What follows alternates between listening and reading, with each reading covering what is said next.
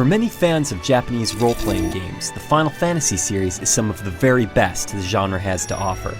For those of you who have never played a Final Fantasy before, each game is a standalone experience. Although they deal with similar themes, each game has a unique story and gameplay mechanics. In other words, don't worry if you haven't played the other 12 games beforehand.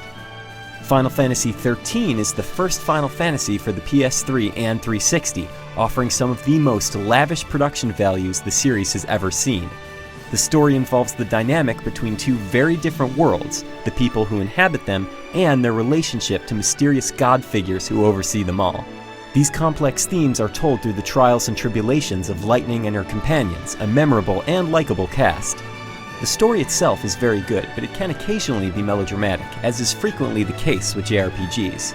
Now, I'm a big Final Fantasy fan, so I generally enjoy that kind of storytelling, but those accustomed to the more conventional Western brand of RPGs might find the plot a little bit too much.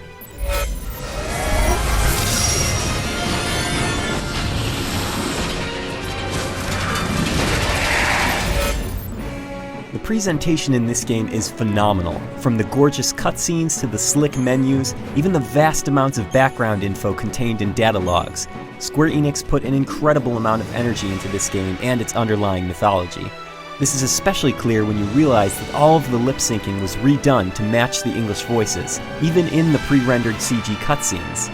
This is a level of detail that is rarely seen in any video game, and Square Enix should be commended for it. The graphics are equally excellent, character models are really detailed, and some of the environments are breathtaking. Some textures aren't quite as good as they could have been, but that's understandable given the scope of the game. Voice acting is great for the most part, although Vanille's overly perky voice might sound odd to gamers not familiar with that type of character. Well, since we're here, let's look around! And let's not forget about the music. While not as memorable as some of the classic Final Fantasy themes, the music still adds a nice ambiance to the game, and a few of the tracks are really impressive.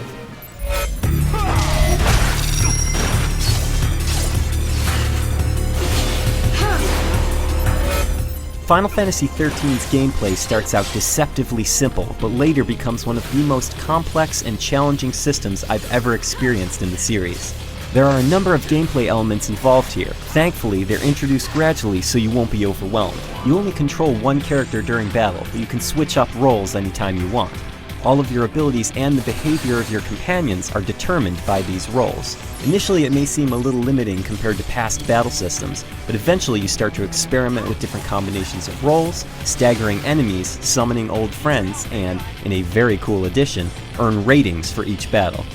As complicated as it is, I like the battle system quite a bit. All of the different elements gel together nicely, and striving to earn a high rank for every fight is fantastic motivation. With that said, I found myself going through the same motions over and over again as the hours wore on, but the difficulty spike at the game's conclusion works well to shake things up.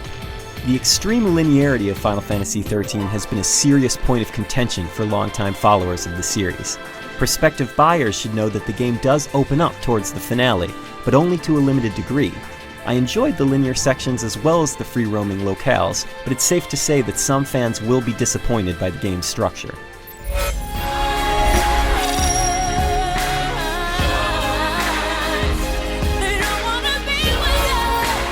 Final Fantasy XIII does away with several of the franchise's traditions, and this will displease some of the hardcore fans.